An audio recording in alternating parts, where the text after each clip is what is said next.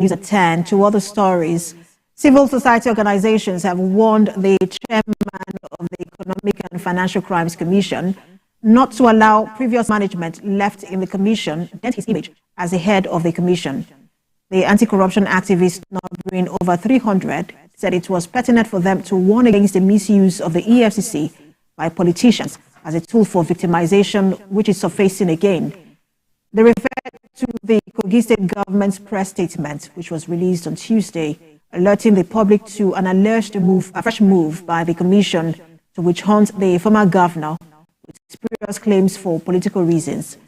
The activists pointed out that the late persecution by the EFCC's amended charge sheet, which featured former Governor Bello's name, showed a clear case of desperation to whip up public sentiment against the target. And now to Taraba State, where the state government has commenced identification of students for biometric capturing to ascertain the number of the students to teacher ratio.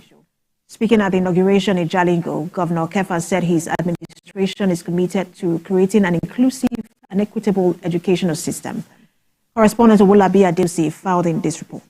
Yamusala Government Day Secondary School Jalingo is one of the public schools remodeled by Governor Kefas' administration. The school is the venue for the flag-off of the Student Identification Scheme that would ensure every child in Taraba State have access to quality education. Speaking at the event, Governor Kefas restated his administration's commitment to create an inclusive and equitable educational system by removing financial barriers for students and pupils and involving teachers in the planning process. Through this program, we are creating an inclusive and equitable educational system by removing financial barriers for students and actively involving teachers in the planning process.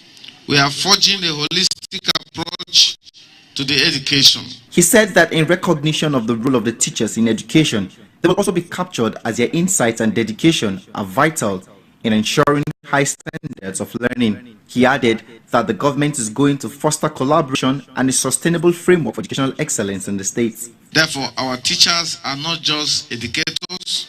Their insights, experiences, and dedications will be integral in shaping a program that not only provides free education, but also ensure a high standard of teaching and learning in all our schools. In his remarks, the State Commissioner of Education, Dr. Augustina Godwin, said the need for the digital enrollment of students, pupils, and teachers is necessary to enable the government to allocate resources and plan adequately for the education sector, as enrollment in public schools has increased tremendously since the commencement of free and compulsory education policy of Governor Agbu Kefas. The Managing Director of Zip Warehousing Limited, Mrs. Uchenna Eshareturi, assured that they will provide a system that will aid the education of the students. The digital enrollment of our pupils and students is to enable the government ascertain a near accurate data that will be used in planning and allocation of resources within the education sector. Zip Warehousing's solution will not only facilitate the identification of those in need, but will also enable the government to tailor its support to individual circumstances. This will play a significant role in the Kefas administration's education policy, particularly free education at primary and secondary school level. The principals and teachers in both primary and secondary school are expected to